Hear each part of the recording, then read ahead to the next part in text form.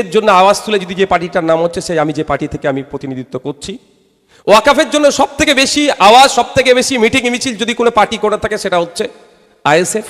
Fake STSC certificate বাতিল করতে হবে, সব থেকে বেশি সমাবেশ যদি করে থাকে সে পার্টিটার নাম হচ্ছে আইএসএফ। ওয়াকাফ সম্পত্তি উদ্ধার করতে হবে, সেটা নিয়ে সব থেকে বেশি সমাবেশ যদি করে থাকে কোনো পার্টি, সেটার নাম হচ্ছে আইএসএফ।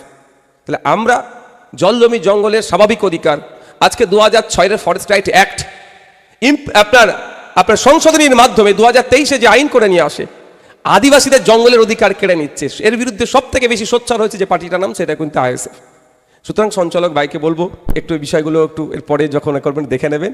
আজকে এখানে দাঁড়িয়ে এই জন্যই বলতে হচ্ছে যে আজকে কোনো একটা জনগোষ্ঠী যদি এগিয়ে নিয়ে আসায়, মেইন স্ট্রিমে নিয়ে আসার জন্য প্রধান দুটো বিষয় হচ্ছে, যেখানে সাব পয়েন্ট দিয়েছিলেন সে চর্চা হয়নি, যদিও সময় স্বল্প বলে সবাই ট্র্যাক ছেড়ে চলে গেছে, কেউ এশিয়া, কেউ আফ্রিকা, কেউ ইরান, ইসরায়েল, অনেকে যাচ্ছে। আমি বাংলার মানুষ, আমি বাংলাতেই সীমাবদ্ধ থাকছি এখন এই মুহূর্তে।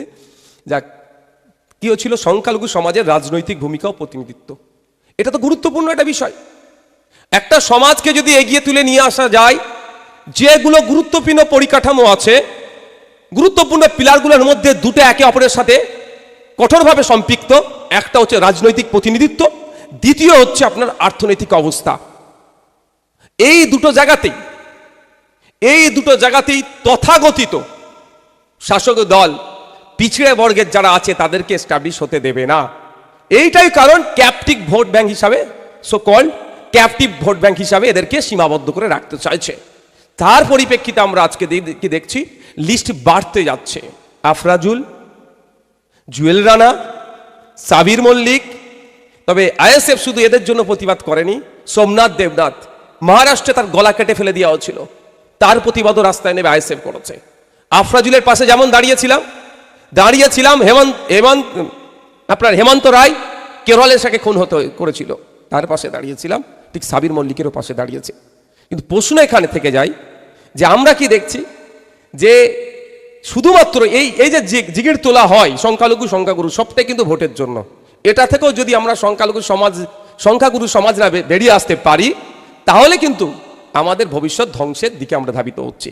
বাংলাদেশে দীপুদাস যেভাবে নির্মম অত্যাচার করে খুন করেছে তার বিরুদ্ধে আমরা কথা বলছি, কিন্তু আমাদের দেশে ভূপালে যে পানি পান করেছে, বিষক্রিয়া আছে পানিতে বলছে, 17 জন দীপুদাসের যে ধর্মীয় পরিচয়, সেই একই ধর্মীয় পরিচয় মানুষ মারা গেল, এখানে একটাও কথা আমরা বলছি না।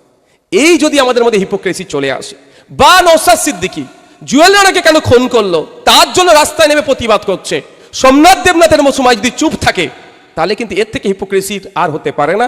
এই হিপোক্রেসির জন্য আমরা কিন্তু ধ্বংসের দিকে আমরা এগিয়ে যাচ্ছি।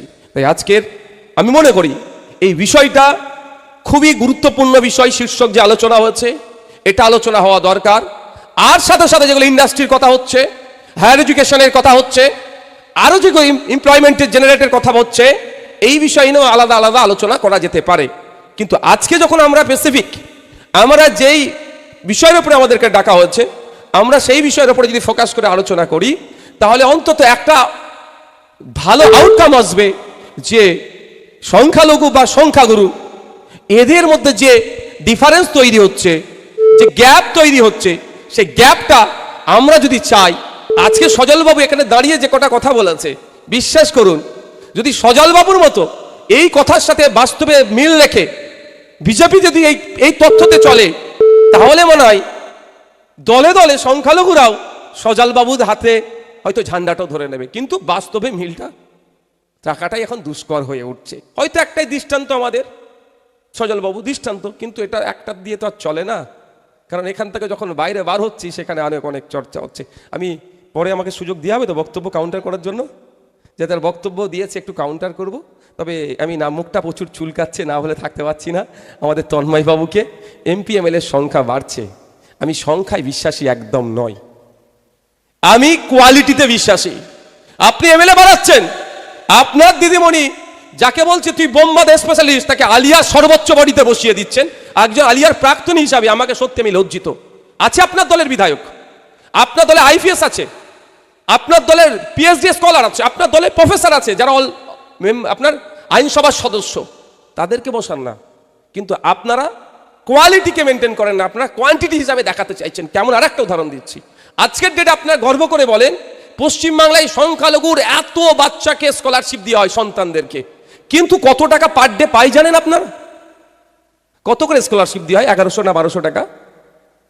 1500 টাকা স্কলারশিপ। 1500 টাকা এক বছরে।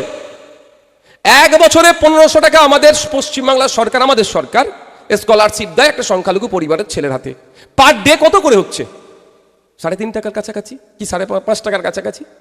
তাহলে পার ডে 5 টাকা নিয়ে একটা সংখ্যালঘু সমাজের ছেলে কি করবে? যে সংখ্যালঘু সমাজের প্রায় 80% আপনার হচ্ছে ডে লেবার, 80% আপনার 90% আপনার ডে লেবারের মধ্যে পড়ছে। কৃষক তার 60%, ওই 60% কৃষকের মাস গেলে বিলো 8000 ইনকাম করছে পশ্চিমবাংলায়।